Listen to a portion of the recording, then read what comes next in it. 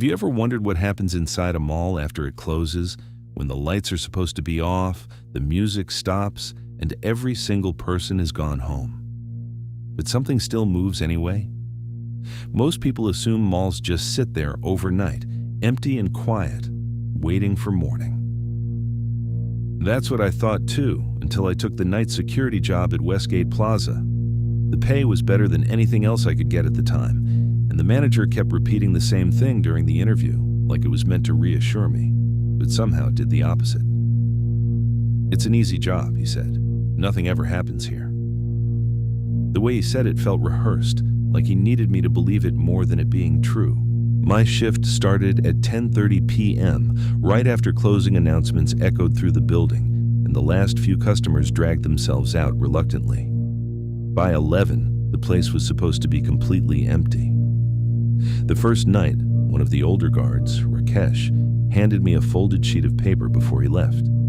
He didn't explain it, didn't even look me in the eye properly, just said, "Follow these, and you'll be fine." Then he walked out faster than someone who had just finished a normal shift should. I remember standing there alone under the dimmed lobby lights, staring at that paper longer than I should have before opening it. The heading read, "Night Shift Rules, Westgate Plaza." The handwriting looked rushed, uneven in places, like whoever wrote it didn't have the luxury of time or steady hands. At first glance, it felt like a joke, something meant to scare the new guy. But the more I read, the less it felt like a prank. Rule 1. Do not enter any store with its lights on after closing hours, even if they appear unlocked. All stores are required to shut off power by 10:15 p.m. Rule 2. If you notice mannequins facing toward the entrance or toward you when they were not positioned that way earlier, leave the floor immediately and do not return for at least 1 hour. Rule 3. If the CCTV monitor shows movement in a section that is locked and inaccessible, turn off that camera feed. Do not attempt to investigate in person. Rule 4. Avoid the West Wing between 2 a.m. and 3 a.m. No patrols are required during this time. Rule 5. If you hear footsteps behind you while patrolling empty corridors, do not turn around. Continue walking until you reach a lit area. Rule 6. If the intercom system activates on its own, do not respond to any announcements. I remember letting out a small laugh after reading it, the kind you make when something is just ridiculous enough to be funny. But there was this tightness in my chest that didn't go away. I folded the paper back and slipped it into my pocket anyway. It felt stupid not to. The first few hours were exactly what you'd expect. Silent hallways, the hum of escalators that had been turned off, but still seemed to carry a faint mechanical echo, and the occasional flicker from overhead lights switching to night mode. I did my rounds slowly, checking shutters, making sure everything was locked. It was boring, almost disappointingly normal, and I started convincing myself that the rules were just some twisted initiation joke. Around midnight, I went back to the security room to check the CCTV feeds. Rows of screens showed different sections of the mall, all empty, all still. That's when I noticed it. One of the stores on the second floor, a clothing outlet near the central atrium, still had its lights on. Bright, fully lit, like it was still open for business. At first, I thought the staff must have forgotten to turn them off, which seemed careless but not impossible. Then I remembered Rule 1. I stared at the monitor longer than I should have, debating whether I should just go and switch them off. It would take 5 minutes, maybe less. Ignoring it felt irresponsible. But there was something about how still everything looked inside that store, like the light wasn't supposed to be there, like it didn't belong. I grabbed my flashlight anyway and headed upstairs. The closer I got to the store, the quieter everything seemed to become, like the mall itself was holding its breath. The light spilling out from the glass front was too bright compared to the dimmed corridors around it, almost harsh. The shutters were partially down but not fully closed, leaving enough space for someone to slip underneath if they wanted to. I stopped a few steps away. Inside, rows of mannequins stood in their usual positions, dressed in new arrivals. Everything looked normal, except for one thing I couldn't immediately explain. It took me a few seconds to realize what it was. They were all facing the entrance, every single mannequin, even the ones that should have been angled sideways, even the ones placed deeper inside the store. All of them were turned toward the front, toward me, as if they had been arranged to watch anyone who walked in. A cold wave ran through me, sharp and immediate. I didn't remember how they were positioned earlier, and that made it worse. I'd walked past this store during my initial round, but I hadn't paid enough attention. Now I couldn't tell if this was normal or if something had changed. Then one of the mannequins seemed off. It was in the back, slightly taller than the others, dressed in a dark coat. The lighting hit its face in a way that made the shadows look deeper, almost like its expression was different from the rest. I blinked, trying to shake the feeling, but the longer I looked, the more it felt like it was looking back. My chest tightened again, and this time it didn't feel like imagination. Rule 2. If mannequins are facing you, leave immediately. I took a step back without thinking, then another. My instinct screamed at me to turn and walk away, to not overthink it. But curiosity is a dangerous thing, especially when you're alone in a place that shouldn't feel alive. I hesitated for just a second too long, and in that second, the lights inside the store flickered, not a normal flicker. It was slow, uneven, like something was interrupting the power rather than a simple electrical fault. The brightness dipped, rose again, then dipped lower than before. For a brief moment, the entire store was plunged into near darkness. And when the lights came back on, one of the mannequins was closer to the entrance. I didn't see it move. I didn't hear anything. But I knew with absolute certainty that it hadn't been there before. That was enough. I turned and walked away, fast at first, then faster, my footsteps echoing louder than they should have in the empty corridor. I didn't run, not fully, but it took everything in me not to. I could feel something behind me, not physically touching me, but present, like a pressure in the air. I didn't turn around, not once. When I finally reached the escalator area where the lights were brighter, I stopped and forced myself to breathe. My hands were shaking, and I hated how real that fear felt. I tried to rationalize it, tell myself it was just exhaustion, nerves, anything that made sense. But deep down, I knew one thing had already gone wrong. I went back to the security room and sat in front of the monitors again. For a few minutes, I didn't look at the screen showing that store. I didn't want to confirm what I thought I had seen. Eventually, I forced myself to check. The store lights were off, completely off, and the mannequins were back in normal positions, scattered naturally around the store like nothing had ever happened. I stared at the screen for a long time, trying to understand it, trying to convince myself I had imagined everything. That's when one of the other camera feeds flickered. A section in the West Wing, a place that should have been locked. Something moved across the screen, slow, unnatural, and then it stopped, just at the edge of the frame, like it knew I was watching. My eyes drifted down to the paper in my pocket. Rule 3. If the CCTV monitor shows movement in a closed section, turn them off. For the first time that night, I didn't hesitate. I didn't think, didn't analyze, didn't try to convince myself it was a glitch or some delayed recording. My hand moved before my brain could catch up, and I switched off the camera feed showing the West Wing. The screen went black instantly, cutting off whatever had been standing just at the edge of view, and for a moment, the entire security room felt quieter than before, like I had just silenced something that wasn't supposed to be interrupted. I sat there staring at the blank monitor, my reflection faintly visible on its dark surface, distorted by the low lighting behind me. My heartbeat hadn't slowed down yet, and there was this strange sensation crawling under my skin, like I had made the right choice, but only delayed something inevitable. The rest of the CCTV feeds continued to run, showing empty corridors, closed shutters, escalators frozen mid-step, everything exactly how it should be. Normal, controlled, safe. At least, that's what I kept telling myself. Minutes passed, though it felt longer. I checked the time on the desk clock. 1:17 a.m. I remembered another rule, Rule 4. Avoid the west wing between 2 a.m. and 3 a.m. No patrols are required during this time. At that moment, I felt almost relieved that I still had time before that window. Whatever was happening over there, I wouldn't have to deal with it immediately. I leaned back slightly in the chair, trying to settle my breathing, when a faint sound reached me from somewhere beyond the security room door.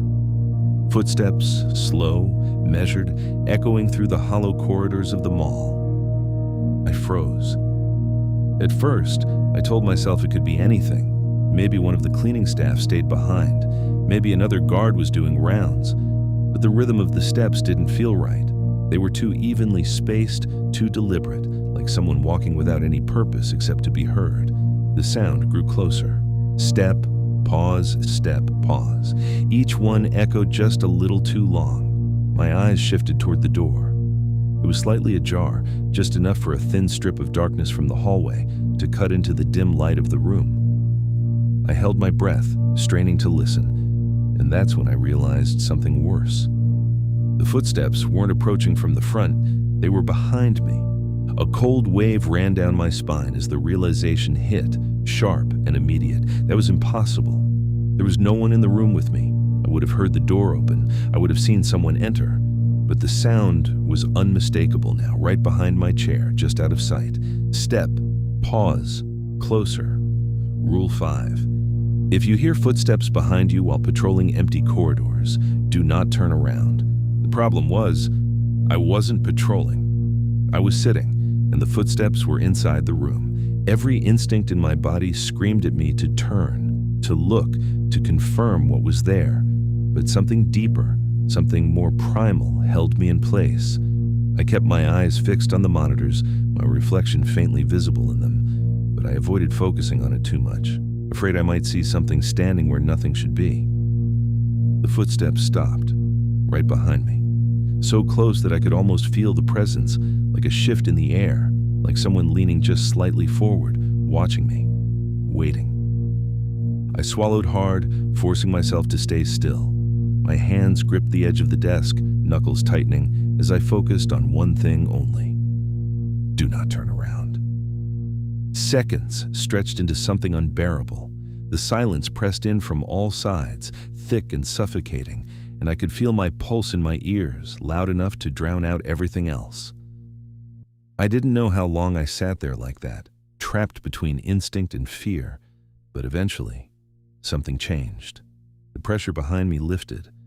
It was subtle at first, like the absence of something rather than a clear movement.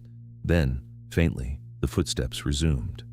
Step, pause, step, but this time they were moving away. I didn't move, not immediately. I stayed exactly where I was, counting each second in my head, waiting until the sound faded completely into the distance. Only then did I allow myself to breathe properly again, my chest rising sharply as the tension broke just enough for me to think. I didn't turn around. Even when everything went quiet again, I didn't. Instead, I slowly stood up, keeping my eyes forward, and moved toward the door. Every step felt heavier than it should have, like I was walking through something unseen, something that didn't want me to leave the safety of that chair. The hallway outside was empty, completely empty. The dimmed light stretched across the floor, reflecting off the polished tiles, and for a moment, it looked exactly like it had at the start of my shift. Still, lifeless, harmless, but I knew better now. I stepped out and closed the security room door behind me. Not fully, just enough to keep it from swinging open. My body felt tense, alert in a way it hadn't before, like every shadow held meaning now, every sound carried weight. I needed to move. Sitting in that room wasn't going to help anymore. I began my patrol again, this time more carefully, more aware of every corner and every reflection in the glass storefronts. The mall felt different now. Not empty, not exactly. There was this underlying sense of presence, like something existed just outside the edge of what I could perceive. When I passed the clothing store again, I didn't stop. I didn't even look inside. The shutters were fully down now, the lights off, everything exactly as it should be. but I didn't trust it. I kept walking, my pace steady, my eyes forward, refusing to give in to the urge to check. By the time I reached the central atrium, the clock on my watch read 1:58 a.m. 2 minutes until 2 a.m. I slowed down instinctively, my mind replaying the rule over and over again. Avoid the West Wing between 2 a.m. and 3 a.m. No patrols are required during this time. I hadn't planned my route properly. Without realizing it, I drifted closer to the west side of the mall during my patrol. The entrance to that wing was just ahead, marked by a wide corridor that seemed darker than the rest, like the lighting didn't reach as far inside. I stopped walking. The air felt colder here. Not dramatically, not enough to see my breath, but enough to notice. Enough to make the silence feel heavier. 1:59 a.m. I told myself I would turn around, go back the way I came, avoid the entire section like the rule said. It was simple, logical, safe. Then something flickered at the far end of the West Wing corridor. A light, faint at first, then brighter, like something had just been switched on. I stared at it, my body refusing to move for a second too long. It wasn't just a light, it was inside one of the stores, a store that should have been completely powered down. Rule 1 echoed in my head again, louder this time, overlapping with Rule 4, twisting together into something that didn't make sense anymore. The rules were starting to conflict, to overlap in ways that forced choices I didn't fully understand. 2 a.m. The second it hit, the atmosphere changed. It wasn't gradual, it was immediate.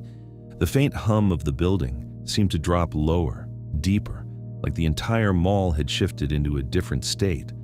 The light at the end of the corridor flickered again, then steadied, glowing too brightly against the darkness around it. And then, from somewhere deep inside the West Wing, I heard it.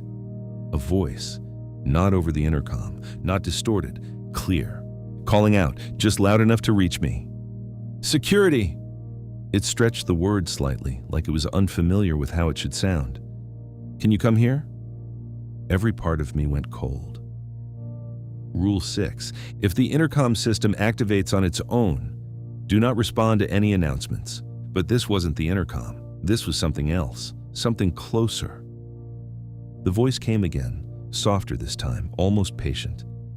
"I know you can hear me." I took a step back, then another. My body had already made the decision before my mind could argue.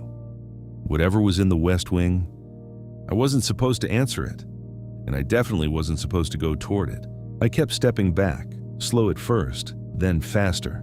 My eyes locked on that dim corridor leading into the West Wing, where the light still burned unnaturally bright inside a store that should have been completely dead.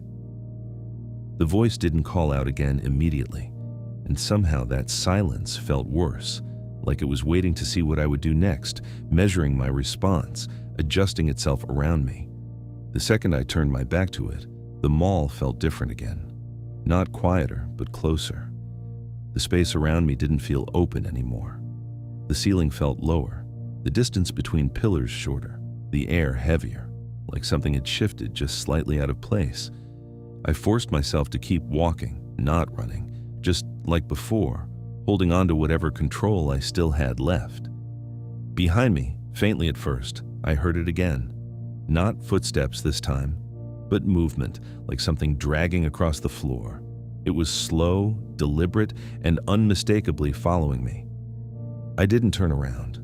I wouldn't. My breathing stayed controlled, but my hands were shaking again, worse than before. I moved past the central atrium, past the silent escalators, past rows of shuttered stores that now felt like they were watching instead of just existing. That's when I noticed something else. The music system was on, but not fully, just barely. A faint, warped version of what used to be soft background music during business hours echoed through the corridors, slowed down and distorted, cutting in and out like something was interfering with it. It wasn't part of the rules, and somehow that made it more unsettling. I reached the security room door again and pushed it open, stepping inside quickly and closing it behind me this time, fully. making sure the latch clicked into place. The sound felt final. The monitors were still on, all of them, except the West Wing feed I had turned off earlier. For a second, I considered leaving it that way, not risking it again, but the sound of something dragging outside hadn't stopped. It had followed me. It was still there. Slowly, I reached forward and turned the West Wing camera back on. The screen flickered, filled with static for a moment, and then the image returned. The corridor appeared empty at first, the same dim lighting stretching across the floor. Nothing moved. Nothing seemed wrong. Then I saw it. Near the far end of the frame, just before the entrance to the West Wing, something was standing there. It wasn't fully visible, just enough to be seen. A shape that was too tall, too still. Its body was angled slightly, like it had been moving and stopped the second the camera came back on. It didn't look like a person. The proportions were wrong, stretched in places that shouldn't stretch, its arms hanging just a little too long at its sides. Its head was tilted, as if it was trying to understand what it was looking at. At me. I froze, my hand still near the controls, my breath caught somewhere between my lungs and my throat. The thing didn't move at first. It just stood there, half hidden, like it wasn't sure if it was allowed to come any closer. Then, slowly, it leaned sideways into the frame, revealing more of itself piece by piece, like it was testing the boundary of the camera's view. Its face came into the light last, and even then, it didn't fully resolve into something human. It was too smooth in some places, too undefined in others, like a shape that couldn't decide what it was supposed to be, but its eyes were clear, and they were fixed directly on the camera. On me. A sharp burst of static exploded through the speakers, making me flinch, and the intercom system lit up on the control panel. A low hum followed, then a click, like a microphone being activated. I stepped back immediately, remembering the rule, not daring to go anywhere near it. The speakers hissed, and then the voice came through. Not the same as before. This one was distorted, layered, like multiple tones overlapping each other in a way that didn't belong. But underneath all that noise, I could still recognize something familiar. It was my voice. It called out calmly, clearly, exactly how I would speak, but wrong in a way that made my stomach drop instantly. It told me to come to the West Wing. On the monitor, the figure twitched. Its head straightened, snapping into a more natural position, as if it had just learned something new. Its arms shifted too, adjusting into something closer to human posture. It was watching, listening, learning. The voice came again, stronger this time, more confident, repeating the instruction like it expected me to obey. I shook my head immediately, even though no one was there to see it. My body had already made the decision. I reached for the main power switch for the CCTV system and shut it all down. Every screen went black at once. The room dropped into a dim silence, broken only by the faint hum of emergency lighting. The intercom cut off mid-static, leaving behind a ringing emptiness that felt louder than the noise itself. For a moment, nothing happened. Then something slammed into the security room door. The entire frame rattled under the impact, a deep, heavy sound that didn't match anything human. I stumbled back instinctively as another hit followed, stronger than the first. The handle shook violently, like something on the other side was trying to force it open, but didn't fully understand how it worked. I backed away until I hit the far wall, my eyes locked on the door as it shuddered under another impact. The metal groaned, the hinges strained, but it held. Then, just as suddenly as it started, it stopped. Silence returned, complete and heavy. I didn't move. I didn't breathe. I just waited. Seconds passed, then minutes, and nothing touched the door again.